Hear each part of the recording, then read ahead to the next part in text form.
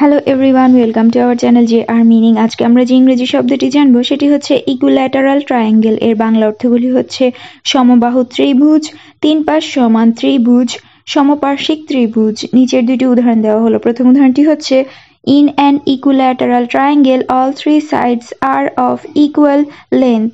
আমি আবারও বলছি, in an equilateral triangle all three sides are of equal length. এর বাংলা অর্থটি হচ্ছে সমবাহু ত্রিভুজে তিনটি বাহু সমান দৈর্ঘ্যের হয়।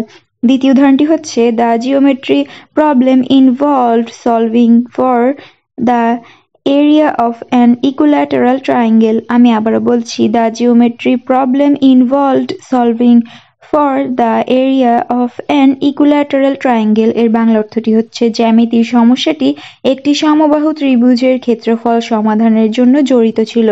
ধন্যবাদ।